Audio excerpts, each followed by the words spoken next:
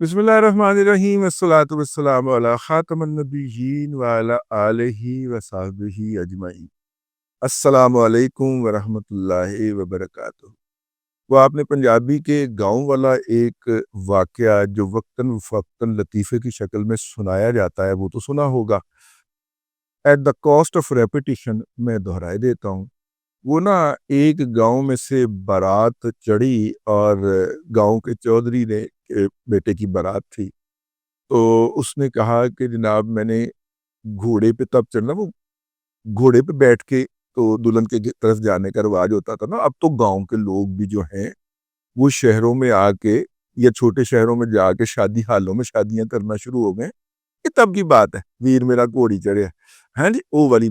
وہ گھوڑی پہ چڑھنا تھا تو اس نے کہا جناب گھوڑی کے اوپر ظاہر ہے کہ پہلے آپ ایک کپڑا ڈالتے ہیں، پایا ہوا بھائی ہم نے گھوڑ سواری کی تھی یہ بچپن کپڑا ڈالتے ہیں، کپڑے کے اوپر پھر زین ڈالتے ہیں، وہ زین ٹھیک ہے باقاعدہ جو ہوتی ہے۔ اس نے کہا وہ جو کپڑا ہے نا زین سے پہلے ڈالنے والا، وہ میں نے وہ ڈالنا ہے جو مراسیوں کا کیس ہے، ٹھیک ہے، اور وہ کپڑا ڈالے تو میں نے گھوڑی چڑھنا، ورنہ میں نے گھوڑی چڑھنا۔ اسے پیو کو جناب سینہ نکال کے دکھا دیا۔ اب والد صاحب نے اس مراسی کی منت کی کہ یار وہ بڑھا ضد کر گیا، تو تمہارے پاس ڈبیوں والا کھیس جو ہے نا وہ بڑا کمال کا ہے، تو وہ ادارہ دے دے۔ اس نے کہا تو یہ سب تو جان بھی قربان ہے، اس نے کھیس ادارہ دے دیا۔ اب جناب برات جا رہی ہے، پیچھے پیچھے براسی نے بھی جانا، لاگ پھڑنی ہوندی ہے، براسی بھی جا رہا ہے۔ تو کس نے پوچھا کہ جوانا جان کنہ دی ہے؟ انہوں نے کہا جان تو جٹاں دی ہے، کھیس اپنا ہی ہے۔ ٹھیک چودھری نے فاڑ کے انہوں پھیٹیا، میں تینوں کیا بھی تیرے کو کھیس لے بیٹھیا، تو جگہ جگہ سانوں بدنام کرن دیا ہے، خبردار کسی نے دسیا۔ اور پوچھا کہ جوانا جان کنہ دی ہے؟ کہتا جان تو جٹاں دی ہے پر کھیس کا ذکر نہیں کرنا۔ انہیں پھر کٹیا، انہوں نے کہا تو کھیس کنڈا ہی نہیں ہو۔ تیسری جگہ تے پھر کسی نے پوچھ لیا جوان جان کنہ دی ہے؟ کہتا جان سے جٹاں دی ہے۔ تاں نہ آیا کہ منہ تے پوچھا کھیس کنہ دا ہے۔ تو بنیادی طور پہ اس وقت تھرڈ میڈیا جو ہے وہ کہہ رہا ہے کہ 5 نکات پہ مشتمل معاشی بحالی کا ایجنڈا تو دے دیا ہے، لیکن جنگ بانی دیے۔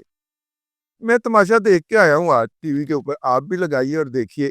انہوں نے کہنا ہے کہ جناب ٹھیک ہے ملک ترقی بھی کرے، معیشت بحال بھی ہوگی، چونکہ بانی نے کہہ دیا ہے کہ معیشت ڈیفالٹ سے بچ گئی ہے، تو اب ہم پہ بھی فرض ہو گیا کہ ہم کہیں کہ معیشت تو ڈیفالٹ سے بچ گئی ہے، لیکن کیس کا کوئی ذکر نہیں۔ بانی یہ بجایا جناب معیشت جو ہے نا وہ بچ نہیں سکتی۔ اب اس وقت پاکستان کے مین سٹریم میڈیا کے اوپر بھی اور باقی جگہوں کے اوپر بھی ایگزیکٹلی مراسی کے کھیس والا جو ہے نا وہ بیانیہ چلایا جا رہا ہے کہ ٹھیک ہے معیشت بحال ہو رہی ہے، شہباز شریف صاحب کی سربراہی کے اندر معیشت بحال ہونے جا رہی ہے، اور اب جناب وہ ٹیک آف پوزیشن پہ آ چکی ہے۔ یہ بھی بات اپنی جگہ کے اوپر رہے۔ یہ جو پروفیسر ڈاکٹر احسن اقبال صاحب نے 5 سالہ منصوبہ نہیں بلکہ 4 سالہ ٹارگٹس مقرر کر دیے ہیں، یعنی 1 سال ہے تو 4 سال جڑے باقی یعنی سال گزر گیا نا، فروری سال پورا ہو جانا اگلے مہینے، تو اگلے 4 سال کے ٹارگٹس ہے کر دی۔ ٹارگٹ کا مطلب کیا ہے کہ $60 بلین کی آپ کی ایکسپورٹ ہو جانی، اور $60 بلین کی ایکسپورٹ کا مطلب کیا ہوگا؟ اس وقت آپ کا جی ڈی پی $373 ارب ہے، یعنی کہ تقریباً ڈبل۔ اور ڈبل کا مطلب ہوگا کہ آپ کی اور میری انکم بھی ڈبل، ٹھیک ہے۔ اور وہ کہتے ہیں جی آئی ایم ایس نے تو $42 بلین کا ٹارگٹ رکھا ہوا ہے۔ ماما آئی ایم ایس نے جو ٹارگٹ دوسرے رکھے ہوئے ہیں نا، اس سے پاکستان کی معیشت جو ہے وہ بہتر پرفارم کر گئی ہے، ٹھیک ہے۔ وہ انہوں نے ٹارگٹ رکھا ہوا ہے، مطلب کہ 5 مہینوں کے اندر ہماری G D P growth rate جو ہے وہ 2.5% پہ آ گئی ہے یار۔ اس کا مطلب یہ ہے کہ جب 12 مہینے پورے ہوں گے تو پھر اندازہ کر لو نا پائن کتنے کام جانا ہے، کی خیال۔ اسی طرح 7.9% جی ان کا خیال تھا ای ایم ایف کا کہ پاکستان جو ہے اس کا افراط زر رہے گا، اوورال افراط زر جو ہے، میں کچن انفلیشن کی بات نہیں کر رہا، اور اس مہینے کی تو بالکل ہی بات نہیں کر رہا۔ انشاءاللہ 5-7% ٹچ کر کے ایس دفعہ 4% پہ واپس آئی ہے، تھوڑی جی افراط زر اوپر نہ ہوئی ہے، لیکن پھر بھی 4% یار کیا ہے افراط زر، 42% سے واپس آئے پہ 10 گنا کمی۔ اور یہ کارنامہ جناب شہباز شریف صاحب نے کر بخایا، ٹھیک ہے، کر کے دکھا دیا ہے۔ تو اب میرا مطلب ہے کہ اگر پورے سال کی ایوریج لی جائے تو وہ تو جا رہی ہے بھائیان 7.1% پہ، اور آئی ایم ایف کا ٹارگٹ ہے 7.9%۔ ٹارگٹ سے نیچے ہم افراط زر پہ جا رہے ہیں. ٹھیک ہے. زر مبادلہ کی ترسیلات آئی ایم ایف کا ٹارگٹ تھا کہ 25-26% بڑھیں گی. اب تک اس مالی سال کے 5 مہینوں میں 34%، 35%، 36% کی رفتار سے بڑھی ہیں. اس کا مطلب ہے کہ اس میں بھی ہم ٹارگٹ سے آگے جا رہے ہیں. ٹھیک ہے. صرف ایک ٹیکس ریکوری کا ٹارگٹ، وہ بھی یہ جو ٹیکس چور تاجروں نے دھوکہ دیا ہے اس حکومت کو، اس کے نتیجے میں تھوڑا سا ٹارگٹ سے نیچے ہے، لیکن اتنا نیچے نہیں ہے کہ ریکوریبل ہی نہ ہو. اور بھی 2-3 انڈیکیٹر ہیں زر مبادلہ کے ذخائر کے حوالے سے بھی، جو کہ سرپاس ہوئے ہیں اس ٹارگٹ سے جو آئی ایم ایف نے طے کیا ہوا ہے. تو اس کا مطلب یہ ہے 42 ارب ڈالر کا ٹارگٹ ایکسپورٹس کا جو آئی ایم ایف نے طے کیا ہوا ہے، وہ تو سرپاس ہو ہی ہو. 60 نہ ہو 55 ہو جائے، 52 رہ جائے، ٹھیک ہے نا، لیکن اس سے تو کام اوپر جائے گا. اس کا مطلب ہے کہ جو ہیٹ اپ ہونا ہوتا ہے اکانومی نے، مطلب ہیٹ اپ سے مطلب ہے کہ جب آج کل صبح سردیوں کے اندر انجن سٹارٹ کرتے ہیں نا، اس کے نتیجے میں آپ انجن کو گرم کر، اکانومی نے جو ہیٹ اپ ہونا ہوتا ہے وہ انجن گرم ہو گئے اور رینگنا شروع ہو گیا. اور اسی موقع کے اوپر پروفیسر احسن اقبال صاحب نے کہا کہ میں نے چونکہ 8 مہینوں کے اندر کوئی کام نہیں دکھایا تو میں بھی بتاؤں کہ جی میں بیٹھا ہوں. اور انہوں نے فوری طور پہ ویژن نکال کے سامنے رکھا. پروفیسر صاحب نے جو ویژن 2010 دیا تھا 1996-97 کے اندر، یا 97-98 کے اندر، خاکسار اس کے ناطے سے احسن اقبال صاحب سے رابطے میں آئے تھے. اور وہ اس وقت وہ 2010 کے لیے بڑی اچھی اچھی باتیں کیا کرتے تھے. اس وقت ان کا کہنا تھا 2010 میں ہماری ایکسپورٹ 50 ارب ڈالر ہونی چاہیے. ٹھیک ہے نا. 2010 لنگیا ہوئی 14 سال ہو گئے نے، ہماری ابھی 50 ارب ڈالر نہیں ہوتی. ظاہر ہے راستے میں رکاوٹیں پڑ جاتی ہیں. مشرف پہ گیا راستے دے وچ، ٹھیک ہے نا، پیپل پارٹی پہ گئی تو کتوں ہونی سی ایکسپورٹ ودنی ہے سر، ٹھیک ہو گئے. تو اب جناب یہ ہے جو ویژن دیا ہے جی انہوں نے اپنا، اس کو انہوں نے اڑان پاکستان کا نام دیا. اور ویسے میرا یہ تجربہ ہے کہ اس طرح کا پروفیسر صاحب کا جو ویژن ہوتا ہے، اس کے بعد پی ایم ایل این کی حکومت کے اوپر عذاب بڑا ٹوٹا کرتا ہے، کیونکہ لوگوں کو نظر آنا شروع ہو جاتا ہے کہ ہے اکانومی اتنا بہتر ہونے جا رہی ہے. پھر کچھ نادیدہ اور دیدہ قوتیں روب عمل آ جاتی ہیں کہ یار اس تو پہلے کہ انج ہو جائے، اس تو پہلے ہی پھڑ کر تو نواز شریف کی لت پکڑ کے کھائی دیا کر. ٹھیک ہے. چاچو کو چونکہ اپنی ٹانگیں چھڑانے کا بڑا تجربہ ہے اور اس لیے وہ روب عمل ہے، تو اس لیے کم از کم ایک یا دو پارٹیاں جو ٹانگیں کھینچنے والی ہوتی ہیں وہ دونوں حکومت کے ساتھ ہیں. ٹانگیں کھینچنے والی ایک اور پارٹی وجود میں لائی جا چکی ہے، تو وہ بہرحال یہ اپنی جگہ کے اوپر ہے. تو میں نے کہا کہ یہ جو ویژن دیا ہے، کل بھی اس کے اوپر آپ کی خدمت میں کچھ عرض کیا تھا لیکن کوئی کام ادھورا رہ گیا، تو میں نے کہا آج تھوڑا سا نئے شرط یا نئے پرنٹوں کے ساتھ تڑکا لگا کے یہ کیا جائے.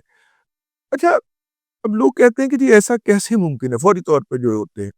تو آج میں نے ایک جاہل آدمی کو سمجھانے کی کوشش کی کہ بھائی اگر یہ اکانومی 3 سے 3.5% پہ بھی گرو کرتی ہے، ٹھیک ہے نا، تو بہت ساری چیزیں آٹومیٹیکلی ہونی. ٹھیک ہے. مثلاً 10 سے 12 لاکھ نوکریاں پیدا ہونی، نئی نوکریاں نکلنی. اگر اس نے صرف 3 سے 3.5% اپنا گروتھ ریٹ رکھا، جو کہ دنیا کے اندر بہت ہی جسے سمجھا جاتا ہے کہ نالائق ترین گروتھ ریٹ ہے، اگر وہ رکھا تو، اور ویسے آپس کی بات ہے، ہم جیسے 4% کراس کرتے ہیں منہ پر ڈگ پڑنا ہے، کیونکہ اس گروتھ کو سسٹین کرنے کی ہماری معیشت کے اندر کیپیسٹی ہی نہیں. ہمیں اسی لیے 3 سے 3.5% کا رہا. 3 سے 3.5% اگر گروتھ ریٹ ہو جاتا ہے، 10 سے 12 لاکھ نوکریاں پیدا ہوں. ٹھیک ہے. ایکسپورٹ ہماری جو ہے وہ 8 سے 10% بڑھ رہی ہے ان ٹرم آف ڈالر. اور اس میں اگر آپ وہ بھی ڈال لیں جو افراط زر ہوگی تو پلس وہ، مطلب اگر 10% افراط زر ہے، میں مثال کے طور پہ بات کر رہا ہوں، اور 8% ہماری ایکسپورٹ بڑھتی ہیں، تو امپیکٹ تو 18% کا آیا نا بھائی.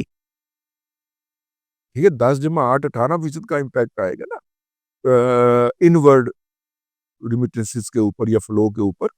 حالانکہ ایک نارمل معیشت کے لیے کم از کم 10% اس کے جی ڈی پی کا ایکسپورٹ ہونی چاہیے، ہماری نہیں ہے ابھی. ٹھیک ہے نا. اگر اس ناطے سے دیکھا جائے تو ہماری اس وقت ایکسپورٹ جو ہے وہ 37 سے 38 ارب ڈالر موجود ہونی چاہیے، کیونکہ نہیں ہے، اس سے کم ہے نا. ویسے سروسز سیکٹر ڈال لیں تو 36 پہنچ ہی جانا کام، لیکن اگر نیٹ ایکسپورٹ کی بات کیجیے تو 32 کے اوپر آگے اکانومی کو ساتھ چڑھ جاتا ہے. میں نے کہا جیسے دیکھیے اگر 3% پہ گرو کرتی ہے تو سال کے 4 سے 5 لاکھ گھر بننے ہی بننے، ٹھیک ہے. اگر 3 ساڑھے 3% پہ گرو کرتی ہے تو سال کی 10 سے 12 لاکھ نوکریاں نکلنی ہی نکلنی ہے. تو یہی کٹھی کر کے اس کو بنا کے دیا تھا نا عمران خان کو کہ یہ اناؤنس کر دے کہ 50 لاکھ گھر بنیں گے اور 1 کروڑ نوکریاں ملے گی. ٹھیک ہے. درمیان میں آ گیا کرونا. موصوف نے کرونا میں سے لائی 1200 ارب روپے کی دیہڑی. یقیناً ان کے ہاتھ میں 1200 ارب روپیہ نہیں آیا، کیونکہ سور جب کماد میں گھستا ہے تو وہ کماد کا نقصان زیادہ کرتا ہے. کسان کا نقصان اتنا ہوتا ہے جتنا وہ گنے کھا نہیں سکتا. موصوف اکانومی میں گھسے تھے، نقصان انہوں نے 1200 ارب روپے کا کیا ہے. اب اس سے ان کے ہاتھ میں 200 ارب بھی نہ آئے ہوں تو اس بات کا مجھے نہیں پتا، ٹھیک ہے نا. لیکن ہوا یہی ہے. اب یہ نیچرل چیزیں سے گرو کرنا ہے. موجودہ حکومت صرف معیشت کی گروتھ ریٹ کو 4% سے 5% کے درمیان اگر رکھ پائے اور انویسٹمنٹ کے نئے انسٹرومنٹ پیدا کر پائے، جس کے اندر اب میوچل فنڈ بھی جو ہے وہ بھی پریگننٹ ہو گئے ہیں، وہ ان کے بھی پیٹ پھٹنے والے ہو گئے ہیں، اور سٹاک مارکیٹ بھی اچھل کے چھت کو بج گئی ہے، اور پراپرٹی نے ابھی چلنا ہے. لیکن جتنی بڑی آپ جی ڈی پی کی گروتھ جنریٹ کرنے جا رہے ہیں، یہ ساری چیزیں جو ہیں نا یہ اچھل کے چھت کو بجنی ہیں. اس سے پہلے حکومت کو چاہیے کہ ان کے ذریعے جو ایڈیشنل انکمز پیدا ہوں گی، بجائے اس کے کہ وہ پیروں فقیروں کو چڑھائے گئے، بجائے اس کے کہ وہ عمران خان کی ماں کے نام کے اوپر بنے ہوئے کینسر کے جعلی اسپتال کو ڈونیشن چلی جائے، بجائے اس کے کہ میرا مطلب ہے کہ وہ فرقہ وارانہ لڑائیوں کے اندر سپانسرشپ میں چلے جائیں، بجائے اس میں کہ وہ افغانوں کو ڈونیشن کے طور پہ چلے جائیں. پہن کوئی الٹرنیٹیو انویسٹمنٹ کا انسٹرومنٹ نکال لیں. یہ کوئی ایک جزیرہ خالی پڑا ہوا ہے کراچی کے پاس، اس کے اوپر پلاٹ بھیج دیں لوگوں کو، اتنے سالوں میں آپ نے بلڈنگیں بنانی ہے. گوادر کے اندر کنسٹرکشن شروع کروا دیں، گوادر کی ایئرپورٹ کے ارد گرد ملٹی سٹوریاں، کوئی اس طرح کا چمتکار کر دیں تاکہ یہ جو اضافی پیسہ آئے گا یہ وہاں پہ ڈائیورٹ ہو جائے، پاکستان سے باہر نہ فلائی کر جائے، یا لوگ جو ہیں وہ پکھوں کے اندر گڈیاں نہ مارتے پھر نوٹوں کی. یہ حکومت کا فرض ہوتا ہے کہ وہ اس طرح کی اسکیمز لے کے آتی. تو یہ صورتحال تھی، میں نے کہا آپ کی خدمت میں عرض کر دی جائے، گزارشات کر دی جائے. اب تک کے لیے اتنا ہی، اگلے ولاگ کے اندر پھر حاضری ہوگی. اللہ تبارک و تعالیٰ آپ کو آسانیاں عطا کرے اور آسانیاں خلق خدا میں تقسیم کرنے کی توفیق عطا کرے.